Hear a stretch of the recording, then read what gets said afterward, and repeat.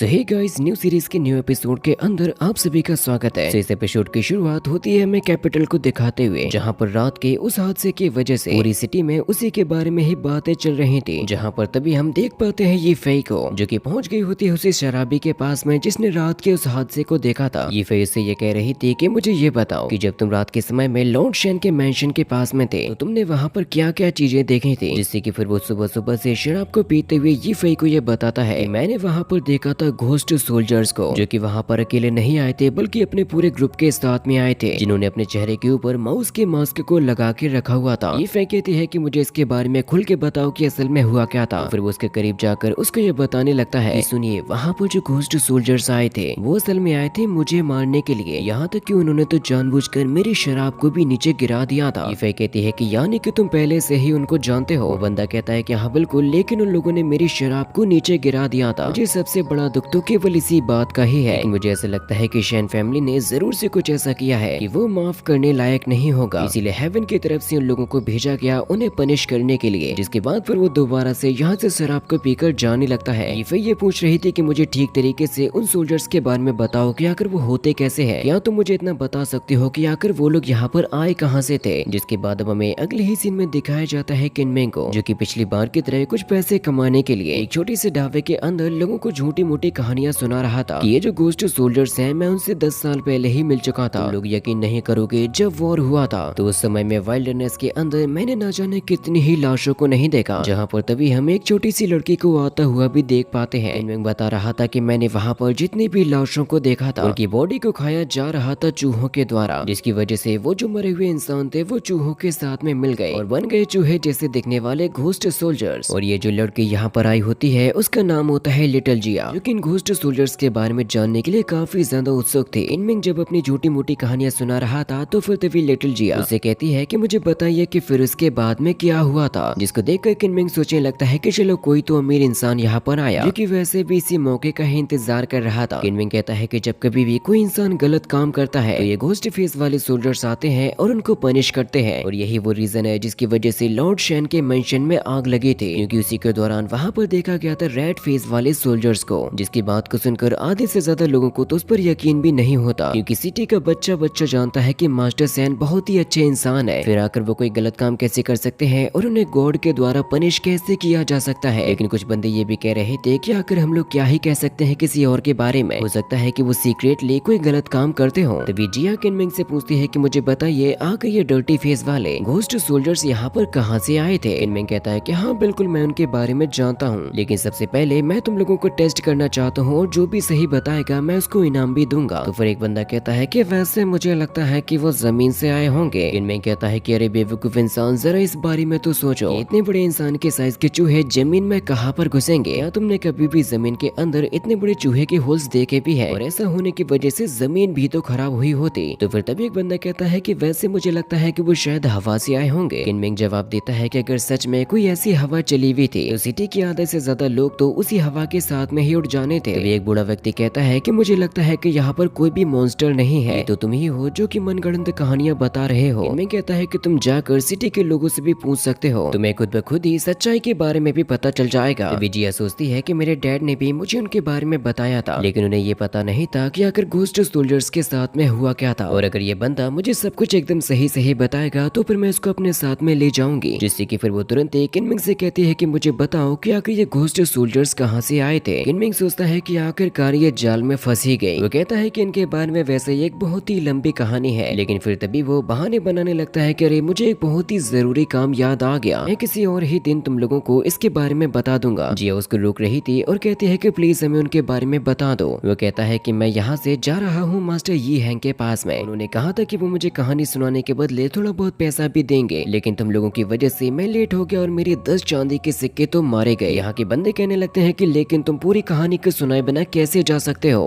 किनमेंग कहता है कि देखो भाई, मैं सुबह से तुम लोगों को फ्री में ही कहानियां सुनाई जा रहा हूँ, अब अगर मैं पैसा नहीं कमाऊंगा तो आखिर क्या मैं हवा खा के जिंदा रहूंगा? जिससे कि सभी लोग परेशान हो जाते हैं कि आखिर अब क्या किया जाए। जैसे यहाँ से जा रहा था तो फिर तभी जिया उसको रोकती है और कहती है कि अगर तुम मुझे रेड सोल्जर्स के ओरिजिन के बारे में बताओगे तो मैं तुम्हें तुम्हारे नुकसान की भरपाई करूंगी और 10 चांदी के सिक्के दूंगी। लेकिन फिर भी वो रुकता नहीं है तो जिया उसको 20 चांदी के सिक्के देने का वादा करती है। किनमेंग कहता है कि क्या सच में आप ऐसा करोगी? थी। तो जिया के साथ ही उससे कहती है कि देखो ये है वाइस मिनिस्टर लियू की डॉटर, तो फिर आकर ये तुमसे झूठा वादा कैसे कर सकती है। किनमिंग कहता है कि ठीक है, जब तुम मुझे पैसा देने के लिए तैयार हो तो मैं कहानी को और आगे बढ़ाता हूँ। लेकिन तभी वहाँ पर आ जाता है बाइची और वो कहता है कि ये माउस फेस वाली कहानी झूठी है, क्योंकि उस रात लोगों ने जिनको भी देखा था वो असल में चोर थे और उन्होंने अपनी पहचान को छुपाने के लिए मास्क का यूज किया था। लेकिन जैसे ही वहाँ पर बिजली गिरने की वजह से आग लगी तो पूरा का पूरा सीन ही बदल गया, क्योंकि केवल एक बंदे ने उन रोवर्स को रेड समझ लिया था, जिसकी वजह से अब ये पूरी की पूरी सिटी उसी पर ही बिलीव कर रही है। अगर वो बंदा लोगों से कह देगा कि यहाँ पर शेर चीते आए थे तो लोग उस पर भी भरोसा कर लेंगे। लेकिन किनमिंग को बहुत ही ज्यादा गुस्सा आ रहा था बाइची के ऊपर, इसीलिए वो उसके पास में पहुंच जाता है और कहता है कि तुम सारा दिन मेरा पीछा क्यों करते रहते हो। जिससे कि बाइची उससे कहता है कि मैं केवल तुमसे एक बात ही जानना चाहता हूँ कि मैंने तुमसे जो कहा था तुम उसके बारे में क्या सोचते हो। किनमिंग उसकी बात को मना करता है और यहाँ से जाने लगता है। बाइची कहने लगता है कि वैसे मेरे पास में एक और तरीका है पैसे कमाने का, बस उसके लिए यहाँ पर किसी को बीमार होना होगा। जो बात जानने के लिए सभी लोग काफी ज्यादा एक्साइटेड थे, लेकिन किनमिंग तुरंत ही बाइची को लेकर यहाँ से चला जाता है। सभी लोग शॉक हो जाते हैं कि आखिर ये उसको बाहर क्यों ले गया। बाहर की तरफ किनमिंग बाइची से गुस्से के साथ में ये कह रहा था कि तुम हर बार ही आकर मेरा काम खराब कर रहे हो। तो बाइची कहता है कि लेकिन तुम जो कहानी सुना रहे थे घोस्ट फेस वाली वो एकदम ही झूठी है। तुम्हारी ऐसा करने की वजह से जो इन्वेस्टिगेशन चल रही है उसमें भी रुकावट आ जाएगी। किनमिंग सोचता है कि वैसे तो उसने इसके बारे में इतना सोचा भी नहीं था। किनमिंग कहता है कि चलो ठीक है, अगर मैं तुम्हारी बात को मान भी लूं, आज के बाद में ये कहानी किसी और को नहीं सुनाऊंगा। बाइची कहता है कि अगर तुम वाकई में घोस्ट फेस वाले सोल्जर्स में इंटरेस्टेड हो तो फिर तुम इंपीरियल गार्ड्स को ज्वाइन क्यों नहीं कर लेते। तुम्हें खुद ब खुद ही सारी की सारी चीजें सच सच पता चल जाएंगी, बल्कि तुम्हें तो विक्टिम का नाम भी पता चल जाएगा। जो बात सुनकर किनमिंग उससे कहता है कि देखो मैं तुम्हारे साथ में कोई भी एग्जाम नहीं देने वाला, अगर तुमने दोबारा से मेरा पीछा किया तो मुझसे मत कहना कि मैंने तुम्हारे दांत तोड़ दिए। और वो तुरंत ही यहाँ से जाने लगता है, सिटी के अंदर घूमने लगता है, जिसके पीछे पीछे अभी भी बाइची जा रहा था। किनमिंग अब यहाँ पर पहुंच जाता है एक गैम्बलिंग हाउस के सामने। बाइची कहता है कि वैसे मेरे ख्याल से आज तुम अपना सारा का सारा पैसा हारने वाले हो। जो बात सुनकर किनमिंग को बहुत ही ज्यादा गुस्सा आता है और वो कहता है कि क्या तुम वाकई में मेरे हाथों से मार ही खाना चाहते हो। तो बाइची कहता है कि नहीं नहीं, ज्यादा गुस्सा मत हो, अगर तुम्हें मुझ पर भरोसा नहीं है तो चलो एक शर्त लगा लेते हैं। किनमिंग कहता है कि वैसे मैं ये शर्त लगाने का काम तो बचपन में किया करता था, लेकिन फिर भी चलो बताओ मुझे कि आखिर तुम क्या शर्त लगाना चाहते हो। बाइची से कहता है कि तुम अंदर जाओगे और अपना सारा का सारा पैसा हारने वाले हो, लेकिन अगर मैं ये शर्त हार जाता हूँ तो आज के बाद मैं कभी भी तुम्हारा पीछा नहीं करूंगा, लेकिन अगर मैं एकदम सही रहा तो फिर तुम्हें मेरे साथ में इंपीरियल गार्ड के एग्जाम को देने के लिए जाना होगा। किनमिंग सोचता है कि बच्चे अभी तुम मेरे बारे में जानते नहीं हो, इसीलिए वो कहता है कि ठीक है हम लोग शर्त लगा ही लेते हैं। वो बाइची से कहता है कि बस इंतजार करो क्योंकि तुम शर्त हारने वाले हो। जिसकी तुरंत ही बाद पर वो एंटर कर जाता है गैम्बलिंग हाउस के अंदर। बाइची उसके बाहर ही इंतजार कर रहा था, लेकिन वो ये जानता है कि अंदर एक ऐसा बंदा बैठा है जो कि कभी भी बाहर से आए हुए इंसान को जीतने ही नहीं देगा, जिसको असल में कहते हैं 6 यंग मास्टर। बाइची कह रहा था कि तुम किसी भी हाल में जीतने नहीं वाले, लेकिन अब तो उसको इंतजार करते करते शाम हो गई होती है। बाइची सोच रहा था कि समझ में नहीं आ रहा कि ये आखिर अभी तक कर क्या रहा है, लेकिन तभी उसको अचानक से एक बहुत ही अजीब सी स्मेल आने लगी थी, जिसके बारे में बाइची जानता है कि ये स्मेल बहुत ही ज्यादा खतरनाक है। इसीलिए वो तुरंत ही चला जाता है गैम्बलिंग हाउस के अंदर, जहाँ पर किनमिंग करीबन 360 चांदी के सिक्के जीत गया था। जिससे कि बाइची तुरंत इसके पास में पहुंच जाता है और इससे कहता है कि ये जगह काफी ज्यादा खतरनाक है, इसीलिए मेरे साथ में चलो। ये जो गैम्बलिंग हाउस का ओनर है उसको कहते हैं 6 प्रिंस। किनमिंग बाइची से कहता है कि तुम बेकार में मेरा समय बर्बाद कर रहे हो, लेकिन अब किनमिंग को भी इस बात का एहसास हो गया था कि कोई ना कोई गड़बड़ तो होने वाली है, इसीलिए वो अपने जीते हुए पैसों को मांगता है। किनमिंग उससे गुस्से के साथ में कहता है कि शायद तुम इतनी बड़ी हार को एक्सेप्ट नहीं कर पा रहे हो, जिससे कि वो 6 प्रिंस उससे ये कहता है कि रुक जाओ जरा, तुम्हें थोड़ा सा सब्र करना चाहिए। हमारे गैम्बलिंग हाउस का ये नियम है कि जो भी इंसान यहाँ से जीत कर जाएगा उसे सबसे पहले अपना सर झुकाना होगा। बाइची किनमिंग को रोकने की कोशिश करता है कि प्लीज रुक जाओ, ज्यादा लालची मत बनो, लेकिन किनमिंग उसकी बात को नहीं मानता और यहाँ पर एक छोटी सी चीज को जलाकर अपना सर झुकाने के बाद वो 6 प्रिंस से कहता है कि ठीक है अब मुझे मेरा पैसा दे दो, जिससे कि यहाँ के मालिक ने फाइनली किनमिंग को उसका सारा का सारा पैसा दे ही दिया था, जिनको लेकर वो तुरंत ही यहाँ से बाइची के साथ में जाने लगता है। लेकिन ये जो 6 प्रिंस होता है उसके इरादे बिल्कुल भी नेक नहीं थे। गैम्बलिंग हाउस से बाहर निकलने के बाद किनमिंग बाइची से ये कहता है, देखा मैंने कहा था कि तुम हार जाओगे और तुम हार ही गए, इसीलिए अब तुम्हें मेरा पीछा करने की कोई भी जरूरत नहीं है। लेकिन बाइची यहाँ पर बड़े ही अजीब सा बिहेव कर रहा था। किनमिंग कहता है कि अब तुम यहाँ पर मुझसे चीटिंग करने की कोशिश तो नहीं कर रहे हो, लेकिन बाइची उससे कहता है कि मुझे ये बताओ कि यहाँ पर कोई भी इंसान क्यों नहीं है, कम से कम रास्ते पर किसी को तो होना चाहिए था। किनमिंग कहता है कि ये रात का समय है, सभी लोग अपने अपने घर पर जाकर सो गए होंगे और सभी लोग तुम्हारे जैसे थोड़े ही होते हैं जो कि रात भर घूमते रहे। लेकिन तभी वो यहाँ के दरवाजे पर लिखा हुआ बताता है कि दिन में इसमें कुछ और ही लिखा हुआ था, लेकिन रात के समय में ये अचानक से ही कैसे बदल गया। किनमिंग कहता है कि मुझे पता नहीं था कि यहाँ कैपिटल के अंदर ऐसी भी कोई जगह है। बाइची कहता है कि सच्चाई तो ये है कि हम लोग कैपिटल के अंदर है ही नहीं। जिसके इतना कहते ही अचानक से ये धरती हिलने लगी थी और उन लोगों की नजर पड़ती है यहाँ पर बने हुए एक स्टैचू के ऊपर, जिसके अंदर अचानक से ही जान आ गई थी और वो मूव भी करने लगता है। इसीलिए फिर ये दोनों के दोनों अपने अपने जान बचाकर भागने लगते हैं। किनमिंग बाइची से कहता है कि तुम आकर अब करना क्या चाहते हो। बाइची कहता है कि ये तो मुझे भी समझ में नहीं आया कि आकर यहाँ पर ये हो क्या रहा है, क्योंकि वो जो स्टैचू था वो अपने पैरों की मदद से उन दोनों को ही कुचलने की कोशिश कर रहा था। लेकिन फिर तभी उन दोनों को ही आवाज आती है सिक्स्थ प्रिंस की, जिसने असल में अपने इल्यूजन के अंदर इन दोनों को ही फंसा लिया था। वो कहता है कि आज रात तुम दोनों मेरे इल्यूजन से बाहर निकल ही नहीं पाओगे। बाइची कहता है कि मैंने केवल इसके बारे में सुना था कि ये इल्यूजन्स बनाने में महारत हासिल कर चुका है और ये जो चीज है वो असल में बनी हुई है लकड़ी की। लेकिन अभी भी ये स्टैचू उन दोनों पर हमला किए ही जा रहे थे। बाइची बताता है कि अगर हम लोग भाग नहीं सकते तो फिर हमें फायर अटैक का यूज करना होगा। तभी किनमिंग को बाहर की तरफ टंगी हुई कुछ लैंप्स नजर आती हैं। वो कहता है कि तुम दूर हट जाओ, मैं उसको रोकने की कोशिश करता हूँ। इसीलिए फिर किनमिंग सबसे पहले उसको रोकने के लिए एक छोटे से फ्लैग का यूज करता है और उसकी आंखों पर लगा देता है, जिससे कि अब ये स्टैचू आ चुका होता है सीधा ही उसके सामने, जो कि किनमिंग के ऊपर अपना हमला भी करने वाला था। लेकिन तभी किनमिंग निकालता है अपने हाथ में लगे हुए एक स्पेशल तरीके के वेपन को, जिसकी मदद से उसने एक फायर लैंप को निकालते हुए सीधा फेंक दिया था उसी स्टैचू के ऊपर और उसके लकड़ी के होने की वजह से वो जलने भी लगता है। बाइची कहता है कि उसके जॉइंट्स को जला दो, ये अपने आप ही मारा जाएगा। इसीलिए ये दोनों के दोनों मिलकर उसके जॉइंट्स को जलाने लगते हैं फायर से, क्योंकि जैसे ही इसके जॉइंट्स जल जाएंगे ये अपनी बॉडी को मूव नहीं कर पाएगा। और देखते ही देखते ये इतना बड़ा स्टैचू पूरी तरीके से जल जाता है और ढह जाता है। तब जाकर इन दोनों को चैन की सांस आती है कि आखिरकार ये खतरा टल ही गया। किनमिंग बाइची से कहता है कि मुझे बताओ तो कि आखिर ये हो क्या रहा है। तो वो उससे कहता है कि हम दोनों ही फंस चुके हैं सिक्स यंग मास्टर के इल्यूजन के अंदर, क्योंकि मुझे उसके कसिनो के बारे में पहले से ही पता था कि वो किसी तरीके के इल्यूजन्स को बनाता है और हमें भी फंसाने की कोशिश करेगा, जो कि आखिरकार उसने हम लोगों के साथ में कर ही दिया। जहाँ पर तभी उन दोनों को आवाज आने लगती है सिक्स यंग मास्टर की। वो कहता है कि मानना पड़ेगा बच्चों, तुम लोगों ने तो मेरे इल्यूजन के सीक्रेट को भी जान लिया। किनमिंग उससे चिल्लाते हुए कहता है कि तुम तो ऐसे बंदे हो जो कि हार को भी एक्सेप्ट नहीं कर सकते, आखिर मुझे इसका क्या ही मतलब समझना चाहिए। बाइची सिक्स यंग मास्टर से ये कहता है कि मुझे समझ नहीं आ रहा कि आखिर आप हमारे साथ में ऐसा क्यों कर रहे हो। तो वो बताता है कि मैं ये जानना चाहता हूँ कि आखिर इस लड़के ने हमारे साथ में क्या किया। किनमिंग कहता है कि ज्यादा कुछ नहीं, बस मैंने केवल तुम्हारे डाइस को चेंज कर दिया था। तो सिक्स यंग मास्टर कहता है कि इस गलती की वजह से मैं तुम दोनों को ही जान से मार दूंगा। इसीलिए वो अपना गुस्सा दिखाने के लिए लाइटनिंग का यूज करता है और कई सारे स्टैचूज को लेकर आ जाता है। बाइची किनमिंग से कहता है कि अब हम लोग यहाँ से भाग नहीं पाएंगे, क्योंकि ये सिटी इल्यूजन में होने की वजह से एक छोटे से एरिया में कैद होकर रह गई है। जो बात सुनकर किनमिंग कहता है कि इस हिसाब से तो हम लोग बहुत ही जल्द यहीं पर ही मारे जाएंगे, तुम्हें कोई ना कोई तरीका तो निकालना ही होगा इनसे बचने का। बाइची बताता है कि यही पास ही में एक ऑयल की मिल है, जिसकी मदद से तुम्हें क्या करना है तुम बहुत ही अच्छे से जानते हो। तुम जब तक अपना काम करोगे मैं इन सारे के सारे स्टैचूज को अपने पीछे लगाकर वहाँ पर लाऊंगा, जिससे कि हम एक साथ ही इन सभी को एक ही बार में खत्म कर पाएंगे। लेकिन किनमिंग बाइची से कहता है कि तुम आखिर इन स्टैचूज से बचने कैसे वाले हो। बाइची बताता है कि मेरे पास में इसके लिए कोई भी आइडिया नहीं है, बस हमें केवल अपनी कोशिश करनी है अपनी ही जान बचाने की। जिससे कि किनमिंग तुरंत ही तैयार हो जाता है और कहता है कि मैं जा रहा हूँ। और बाइची इन सारे के सारे स्टैचूज को अपने पीछे लगाएगा। तभी वो इन सभी के सभी स्टैचूज के सामने आकर उनकी तरफ चिल्लाने लगता है कि मैं यहाँ पर हूँ, अगर हिम्मत है तो जरा मुझे मार कर दिखाओ। जिसकी वजह से फिर एक साथ ये सारे के सारे स्टैचू उसी के पीछे ही पड़ गए थे। किनमिंग पहुंच जाता है ऑयल की मिल के पास में, जहाँ पर सारा का सारा फ्लेमेबल ऑयल ही रखा हुआ था। उसको एक आइडिया आता है और वो चौराहे के बीच में उसी ऑयल को डालते हुए एक घेरा बना दिया था। लेकिन दूसरी तरफ बाइची की जान खतरे में आ गई थी उनसे खुद को बचाते बचाते, लेकिन फिर भी वो जैसे तैसे करके खुद को बचा रहा था। किनमिंग अपनी पूरी प्लानिंग बना चुका है कि वो उन्हें किस तरीके से मारेगा। तो बाइची भी वहाँ पर पहुँचने वाला होता है, इसीलिए वो किनमिंग से चिल्लाते हुए पूछता है कि क्या तुम्हारा काम पूरा हो गया। यहाँ तक कि खुद को बचाते हुए तो किनमिंग के हाथ में चोट भी लग गई थी। तो वैसी सिचुएशन में फंस गया था जहाँ पर उसकी जान ही निकल जाएगी। किनमिंग चिल्लाते हुए कहता है कि तुम्हें जल्दी से उन्हें चौराहे के बीच में लाना होगा, जो कि फाइनली खुद को बचाते हुए वहाँ पर आ ही गया था। लेकिन अब ये चारों ही स्टैचू उसको मारने के लिए घेर चुके थे और एक काफी बड़ी छत को उठाकर सीधा फेंक देते हैं बाइची के ऊपर उसको मारने के लिए, जो कि जैसे ही उसके ऊपर गिरने वाली थी तो फिर तभी वहाँ पर आ जाता है किनमिंग, जिसने फाइनली बचा लिया था बाइची को। और ये सारे के सारे स्टैचू आ चुके हैं उसी तेल के घेरे के अंदर। जिस मोमेंट पर तभी किनमिंग अटैक करता है अपने छोटे से एरो से, जिससे कि उन स्टैचूज के चारों तरफ ही आग लग गई थी और उनकी लकड़ी के होने की वजह से वो जलने लगते हैं। लेकिन ये आग काफी नहीं होती इतने सारे स्टैचूज को खत्म करने के लिए, लेकिन इसके लिए किनमिंग ने अपनी एक और प्लानिंग बना के रखी हुई थी। वो एक साथ ही कई सारे टैंकर्स को फेंक देता है उन्हीं स्टैचूज के बीच में, जहाँ पर एक बहुत ही बड़ा धमाका होने की वजह से ये सारे के सारे स्टैचूज ही जलने लगे थे। इतने खतरनाक हमले से वो चाहकर भी खुद को बचा नहीं सकते थे। किनमिंग खुश होते हुए कहता है कि आखिरकार हम लोगों ने उनको एक ही बार में ही खत्म कर दिया। बाइची की भी तारीफ कर रहा था कि तुमने भी बहुत ही बढ़िया काम किया, लेकिन अचानक से ही बाइची की हालत खराब होने लगी थी क्योंकि वो एक ही बार में इतनी ज्यादा तेजी के साथ में भागा था कि उसके अंदर और ज्यादा जान नहीं बची थी भागने की। लेकिन फिर तभी अचानक से यहाँ पर बाढ़ आ जाती है, जिससे कि भले ही किनमिंग उसको बचाकर भाग रहा था, लेकिन ये दोनों के दोनों उसी पानी के अंदर ही डूब गए थे। बल्कि ज्यादा थके होने की वजह से बाइची की हालत खराब हो रही थी, जिसको बचाने का मौका तो अब किनमिंग भी खो चुका था। और इसी के साथ में ये सेकंड एपिसोड